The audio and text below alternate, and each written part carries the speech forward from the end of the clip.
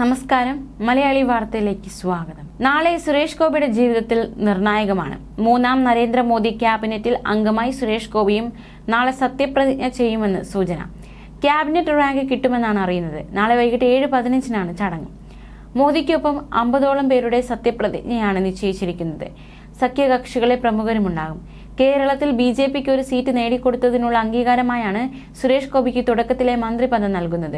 സിനിമകൾക്ക് ഡേറ്റ് കൊടുത്തിരിക്കുന്നതിനാൽ ഒഴിവാക്കണമെന്ന് അഭ്യർത്ഥിച്ചെങ്കിലും പാർട്ടി നേതൃത്വം അംഗീകരിച്ചില്ല.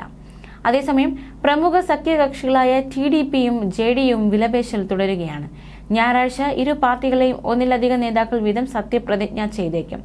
ഇന്നലെ വൈകിട്ട് NDA നേതാക്കൾ BJP അധ്യക്ഷൻ JP നദ്ദയുടെ വസതിയിൽ യോഗം ചേർന്നു.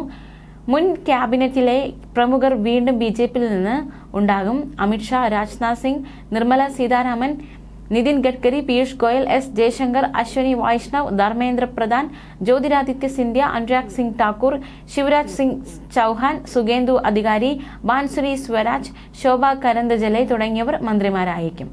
Chirag Paswan LJP, HD Kumaraswamy JDS, Lallan Singh JDU, Anupriya Patel Apna Dal, Jithan മാഞ്ചി HAM, Jayant Chaudhary RLD, Praful Patel NCP, Ramdas അത്തലവാലെ RPI എന്നിവർക്കൊപ്പം ശിവസേന, ഷിൻഡെ, ജനസേന പാർട്ടി കക്ഷികൾക്കും പ്രാതിനിധ്യം ഉണ്ടാകും.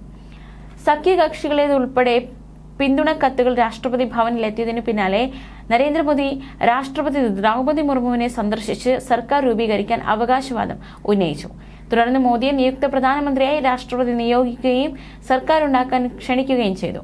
മന്ത്രിമാരുടെ പേരുകൾ സമർപ്പിക്കാനും ആവശ്യപ്പെട്ടു.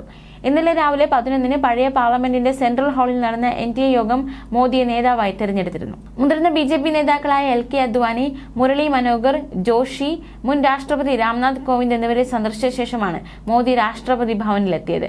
അതേസമയം കേരളത്തിലെ BJP വിജയത്തെ NDA പാർലമെന്ററി പാർട്ടി യോഗത്തിൽ അഭിനന്ദിച്ച് പ്രധാനമന്ത്രി നരേന്ദ്രമോദി.